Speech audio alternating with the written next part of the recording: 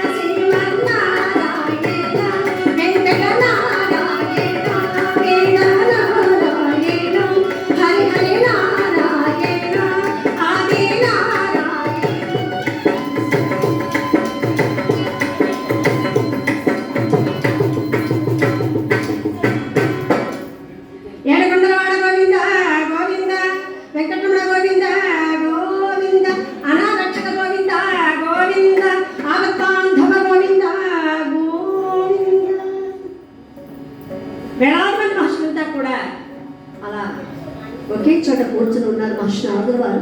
చక్కగా స్వామి స్మరించుకుంటూ వస్తున్నారు. నారద మహర్షిని కథలు పురాణాలు ఏమంటే అతిశయోక్తి కాదండి. ఇక్కడ ఇంతెందుకండి, ఈ హరికథ ప్రక్రియ నారదులతో ప్రారంభమై లవషుతో ప్రబుద్ధమై నారాయణదాసు మొదలుకొని మాలాంటి వాళ్ళ వరకు వారసత్వంగా వస్తుంది హరికథ ప్రక్రియ. హరికథ అనే ప్రక్రియ ప్రారంభమైంది నారద మహర్షుల వారి చేత వారే. కనుక అలా స్వామిని స్మరించుకుంటూ వస్తున్నారు, నారాయణ నారాయణ అనుకుంటూ. మునంతా కూడా మట్టకంఠంతో ముల్లోక సంచారైన మహర్షి చక్కగా వినయంగా నమస్కారం చేశారు. నమస్కారం వాడి యొక్క సంస్కారాన్ని తెలియజేస్తుందండి. నమస్కారం పెద్దవాళ్ళ నుంచి నమస్కారం చేసుకోవడం మన సాంప్రదాయం, మన సంస్కారం. ముల్లోక సంచారైన మహర్షి ఎప్పుడైతే వచ్చారో మునులంతా కూడా ముక్త కంఠంతో నమస్కారం చేశారు. కేవలం సంకల్ప మాత్రం చేతనే 3 లోకాలు చుట్టి వచ్చి ముక్కోటి దేవతలను ప్రసన్నం చేసుకోగల మహామనుపుంగమైన వారందరూ కూడా మహర్షి రాగానే నమస్కరించారంటే వాడి యొక్క సంస్కారం చూశారు. అప్పుడు మహర్షి నమస్కారం చేస్తూ, స్వామి ఏమిటి యజ్ఞగా కాదు, ఎందుకోసం చేస్తున్నారు, ఎవరి కోసం చేస్తున్నారు తెలుసుకోవచ్చా అని అడిగారు. స్వామి, కలియుగంలో మానవులు కుక్షుంబరుడై విషయంలోనే కర్మలను ఆచరించడం లేదు. అందుకే అర్చన ప్రార్థన దర్శనం చేత భక్తుల మనోభీష్టం నెరవేర్చి వారి పాపాల నుండి విముక్తి చేయడానికే ఈ యజ్ఞ యాగాదులు చేస్తున్నాము అన్నారు.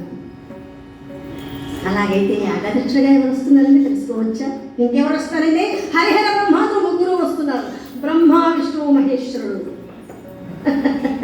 ఆ 3 ఎందుకు స్వామి? ఈ సృష్టి స్థితిలయంలో సత్వరగ స్తమ గుణాలు చాలా ప్రధానం కనుక ముగ్గురు మూర్తుల్లో శాంత స్వభావుడు ఎవరు నిర్ణయించి అతన్ని మాత్రమే యాగానికి ఆహ్వానించండి. ఎవరు సమర్థులు కారండి? సృష్టికర్త బ్రహ్మదేవుడు సామాన్యుడు కాదా? పిలిస్తే పలుకుతాడు భోళాశంకరుడు సామాన్యుడు కాదా? ఇక శ్రీ మహావిష్ణువు ఈ ముగ్గురిని పరీక్షించాలంటే మాల ఎవరిని వెళ్ళమంటారో మీరే చెప్పండి స్వామి అన్నారు. ఎవరు దీనికి సమర్థులు? ఎవరైతే బాగుంటుంది?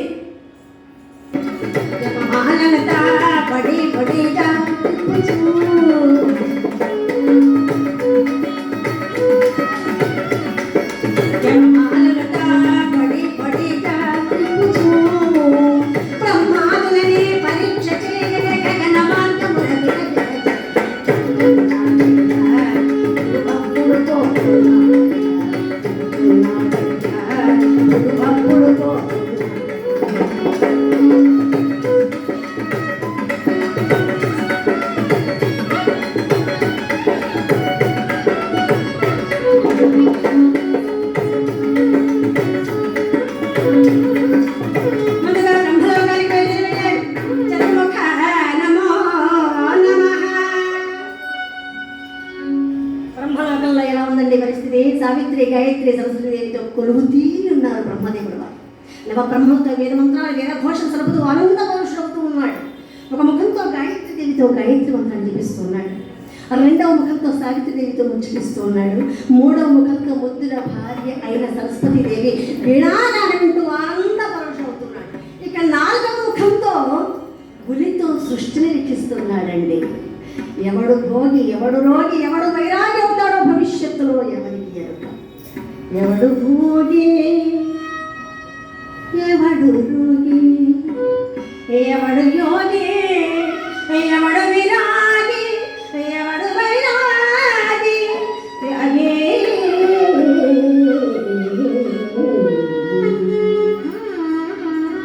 ఉరితో కుడులపై చెప్పుతూ ఉన్నాడు. ఆ సందర్భంలో ఎక్కడో నిత్యం చూస్తున్నాడండి. ఏం జరుగుతుంది లోపల? ఓ బ్రహ్మదేవ, ఓ చతుర్ముఖ, ఓ దేవ బ్రహ్మణ తెలిపించుకోవడం దేవతలోనికి ప్రవేశించి చతుర్ముఖ దేవత చూడమని శుద్ధతత్వమైనవని అభిమానంతో దర్శించవచ్చాడు. నువ్వు వేద చతుర్వై తృణీకరించినవి నాలుగు ముఖముండి గమనింపని నీకు నరలోకమున పూజ లేకుండుగాక అని బ్రహ్మదేవుణ్ణి శమించినాడు భృగుమహర్షి. కనుకనే కాబోలు ఇంత సృష్టి లిఖించినటువంటి బ్రహ్మదేవుడికి ఎక్కడ ఆలయాలు లేవు, అర్చనలు లేవు, అభిషేకాలు లేవు. బాధపడలే స్వామి. ఎక్కడో నాసిక్లో ఉందండి, కానీ ఆదరణకు నోచుకోండి. ఏమనుకున్నారు స్వామి? మహాత్మా మీరు ఏం చేసి చాలాసేపు అయిందా, గమనించలేకపోయాను. పర్వాలేదు, శుభం భూయాత్ వెళ్ళగండి. కానీ ఆగ్రహించింది అమ్మవారు సరస్వతీదేవి. స్వామి మీరు ఆజ్ఞాపించండి, భృగు మహర్షిని శక్తిహీనుడు చేస్తాను, మాటలు రాకుండా చేస్తాను అని. దేవి శాంతించు, భృగువు సామాన్యుడు కాడు, పాదంలో నేత్రమున్నవాడు వెడలనిమో అన్నాడు. అట నుండి కైలాసానికి వెళుతున్నాడండి పరమేశ్వరుని స్మరించుకుంటూ భృగు మహర్షి వారు. శంకర భగవానికి హర నమ పార్వతీపతి, హర హర హర మహాదేవ శంభో శంకర. కమండలోదకము కరమున పోసుకొని కరటిపై వెదచ్చల్లి కేవల పాషాణలింగమునకే అభిషేకము జరుగుగాక. కేవల పాషాణలింగమునకే అభిషేకము జరుగుగాక అని భృగువు శాపం మిగే దొందుడుకు తనమున శివునకు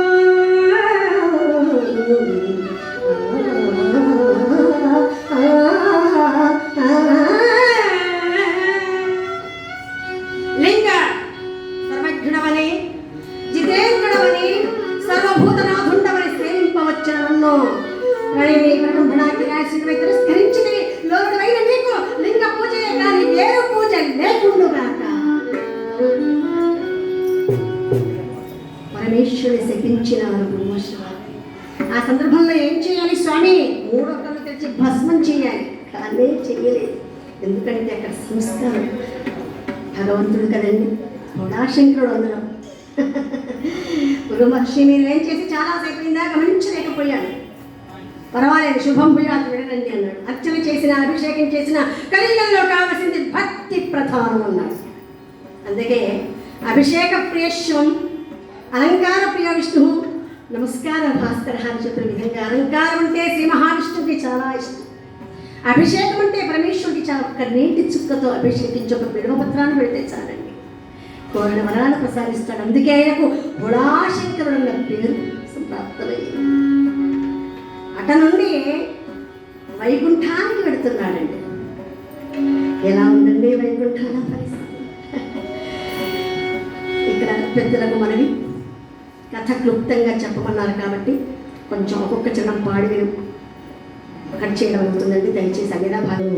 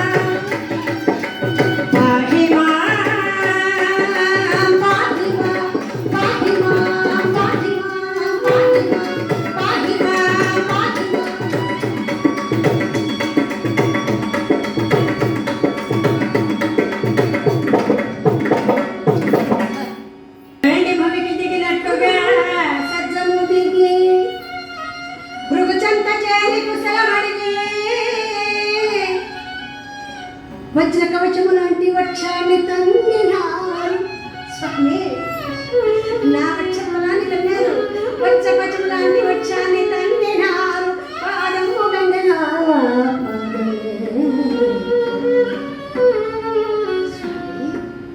వజ్ర కవచము లాంటి నా వక్షాన్ని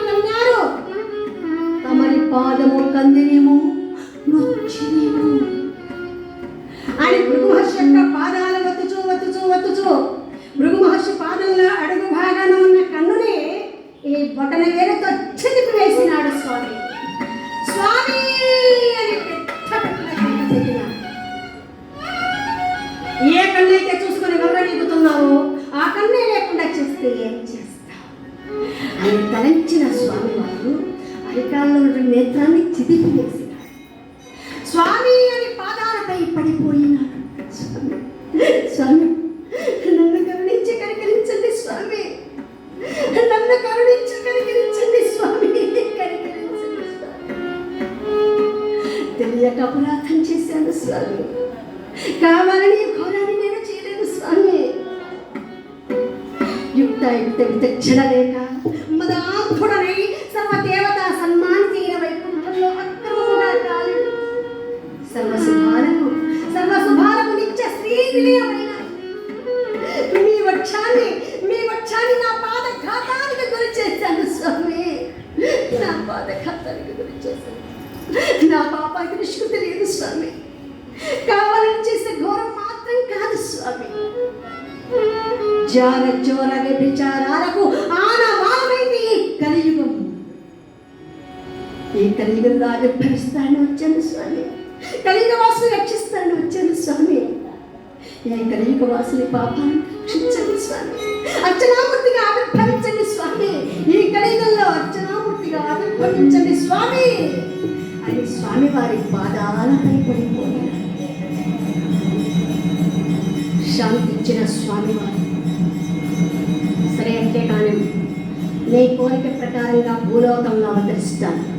భూలోకంలో సురముఖి ప్రాంతంలో మాకై వెలిసే తిరుమల సప్తగిరులపై అంజనాద్రి, గరుడాద్రి, శేషాద్రి, వృషభాద్రి, వృషాద్రి, వెంకటాద్రి, నారాయణాద్రులపై వెంకటేశ్వర స్వామిగా ఆవిర్భవించగలవాడు. శుభం వ్యాప్తం పెడలిరా అని సాగనంపినాడు భృగు మహర్షి వారు. నాడు సంతసించిన భృగు మహర్షి స్వామిని స్మరించుకుంటూ అడుగులు పెడుతున్నాడు.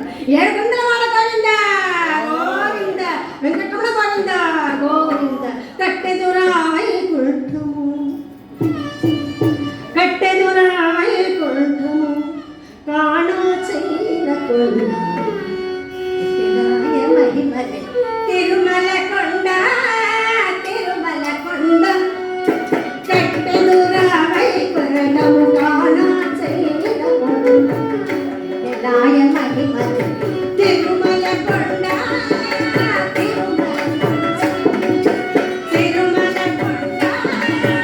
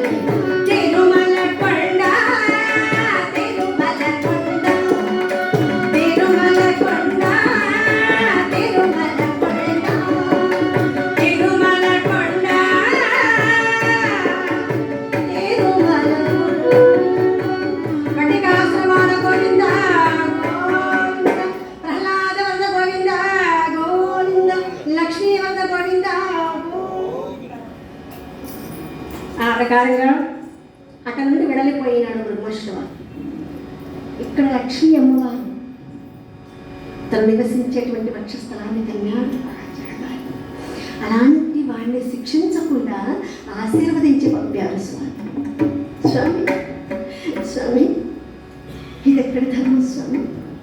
నేను నివసించేటువంటి నీ వక్షస్థలాన్ని తన్నినటువంటి ఆ జడదారిని ఆశీర్వదించి పంపారా స్వామి? ఈ అవమానాన్ని నేను భరించలేను స్వామి, ఈ అవమానాన్ని నేను భరించలేను స్వామి, నేను భరించలేను. దేవే శాంతించు, భృగువు సామాన్యుడు, పాదంలో ఎక్కున్నవాడు, సప్త పాతాళంలో జరిగే విశేషాన్ని కూడా గ్రహించే శక్తి సామర్థ్యం కలిగిన వాడు. విడనిమ్ము నిజమా స్వామి? ఏమిటి స్వామి, ఈరోజు ఈ ముని వచ్చి మీ వచ్చస్థలాన్ని మాత్రమే తన్నాడు, రేపక ముని వచ్చి మీ తలనే తన్నవచ్చు కదా స్వామి. మీ తలనే తన్నవచ్చు. ఈ అవమానాన్ని నేను భరించలేను స్వామి, ఈ అవమానాన్ని నేను భరించలేను. అసలు ఈ వైకుంఠంలో ఉండటకే నాకు మనసు తెలియలేదు స్వామి.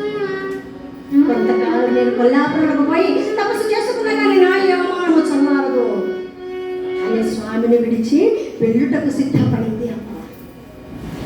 బతిమారుచు ఉన్నారండి శ్రీమన్నారాయణ లక్ష్మీ అమ్మవారిని. ఏమీ శాంతించు, ఆవేశపడకు, నువ్వు వెళ్ళిపోకుదే. నువ్వు వెళితే నేను ఈ వైకుంఠంలో ఎలా ఉండగలనుకున్నావు? నీవు లేని వైకుంఠంలో నేనాదే, నా మాట వినుదేవి అని ఎంతగా ప్రతిమారినా కూడా వినిపించుకోకుండా అమ్మవారు వెళ్ళుటకు సిద్ధపడింది. బతిమారుచు ఉన్నారండి. తగున్నటనే రామ్మ, తగున్నటనే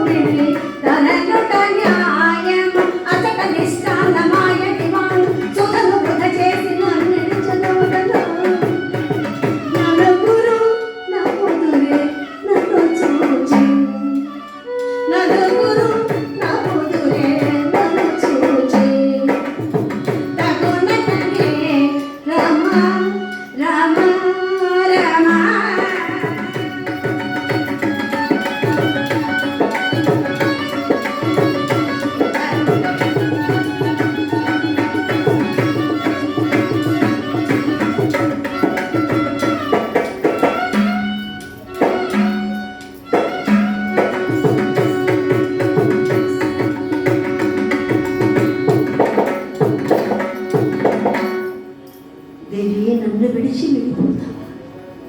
నీవు లేని వైకుంఠంలో నేను ఎలా ఉంటానని ఊహించావు దేవి.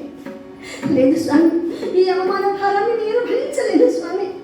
నేను కొంతకాలం కొల్లాపురంలో పోయి తపస్సు చేసుకున్నా కానీ ఈ అవమానము చల్లారదు అని తలంచిన అమ్మవారు స్వామిని విడిచి భూలోకానికి వెళ్ళిపోతుంది.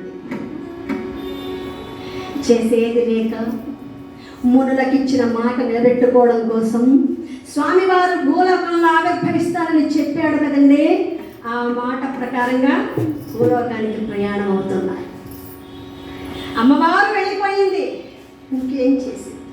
వైకుంఠం అంతా కూడా చిన్న లక్ష్మీ లేని వైకుంఠమా అని తలంచి స్వామివారు ఎప్పుడైతే తమ యొక్క దక్షిణ పాదం భూమి మీద అలా మోపారు, అంబరము నుండి దేవతలు పుష్పవర్షం కురిపించారు స్వామివారిపై. ఓం నమో వెంకటేశాయ పురుషాయ మహాత్మనే ప్రణతక్లేశనాశాయ గోవిందాయ నమో నమః నమో నమః నమో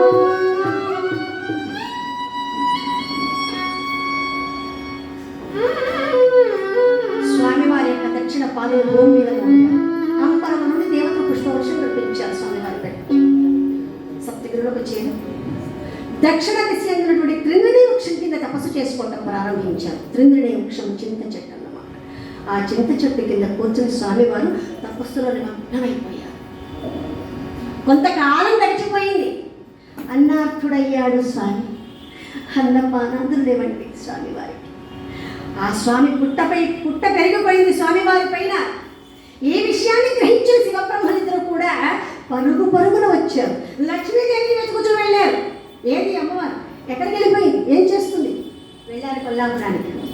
అక్కడ అమ్మవారు తపస్సులో ఉంది. అమ్మా ఓ లక్ష్మీదేవి, ఇది ఎక్కడ జయంతి? స్వామివారు తపస్సులో ఉన్నారు. పుట్ట పెరిగిపోయింది. స్వామి అన్నార్థుడయ్యాడు. స్వామి ఆకలి తీర్చడానికి చేయడానికి మేము ఆవుదూడలుగా మారిపోవాలి అనుకున్నాం. మీ సహాయం కూడా కావాలి.